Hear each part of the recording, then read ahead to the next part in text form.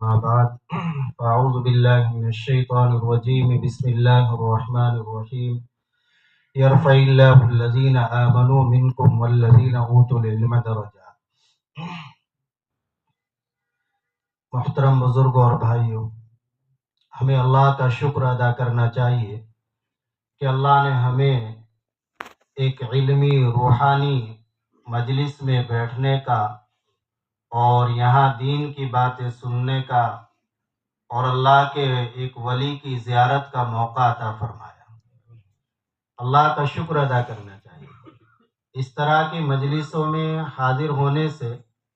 دل کے اندر جو ایک زنگ لگ جاتا ہے، گناہوں کی وجہ سے ایک سیاہی آ جاتی ہے، تو وہ سیاہی دور ہوتی ہے،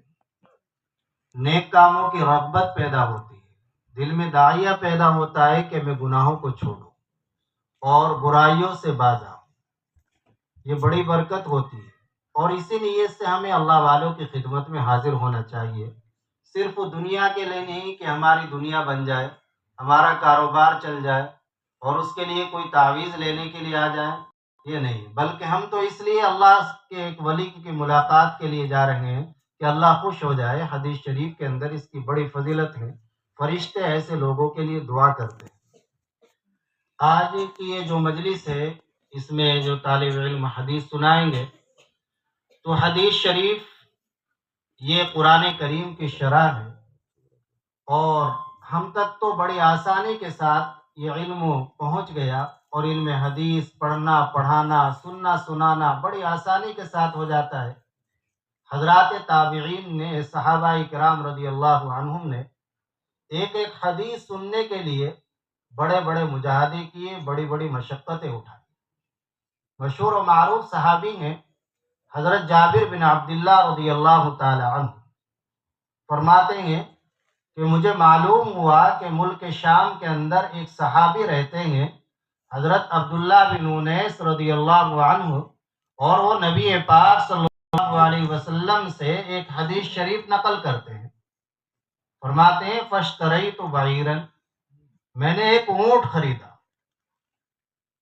اور سرت شہرا الیہ، ایک مہینے کی مسافت کی، ایک مہینے کا سفر کیا، اور سفر کر کے ملک شام حضرت عبداللہ ابن انیس رضی اللہ عنہ کے گھر پر پہنچا، مدینہ الرسول کو چھوڑ کر،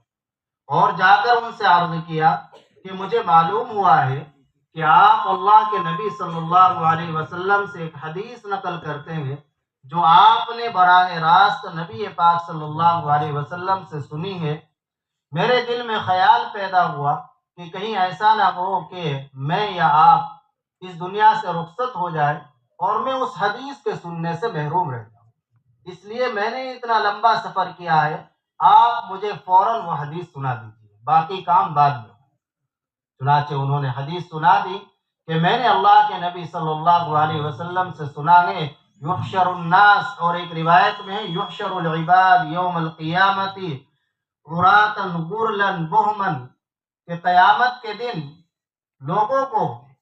بندوں کو جمع کیا جائے گا اس حال میں کہ وہ ننگے بدن ہوں گے، ننگے پیر ہوں گے، بہم ہوں گے۔ فرماتے ہیں حضرت جابر بن عبداللہ رضی اللہ عنہ کہ میں نے معلوم کیا کہ بہم کے کیا معنی ہے، تو انہوں نے فرمایا لیس معہم شیء، کہ قیامت کے دن ان کے پاس کچھ نہیں ہوگا، ایسے حال میں جمع کیا۔ اور اللہ فرمائیں گے انا الملک انا الدیان، آج میں ہی بادشاہ ہوں، میں ہی حکمراں ہوں، جس نے دنیا کے اندر کسی پر ظلم کیا ہے آج اس ظلم کا بدلہ دلوایا جائے، ظلم کا بدلہ۔ تو ایک حدیث سننے کے لیے اتنی بڑی قربانی، ایک مہینے کا سفر کیا، اونٹ خریدا۔ اسی طرح ایک تابعی ہے کثیر بن قیس رحمہ اللہ، وہ فرماتے ہیں کہ میں حضرت ابو الدرداء رضی اللہ تعالی عنہ کے پاس دمشق کی مسجد میں بیٹھا ہوا تھا، ایک شخص آئے اور عرض کیا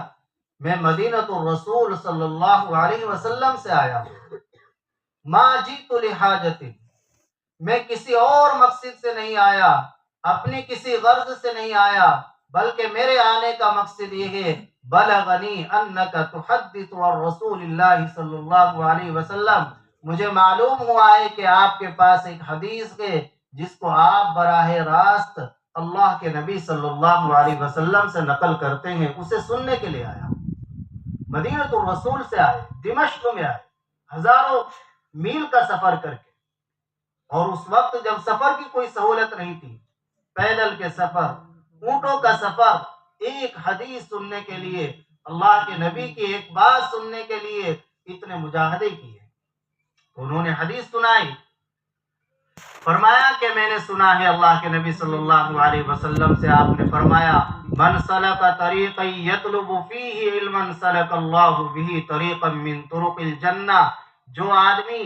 علم طلب کرنے کے لیے نکلتا ہے اللہ اس کے لیے جنت کا راستہ آسان فرما دیتے ہیں، جنت کا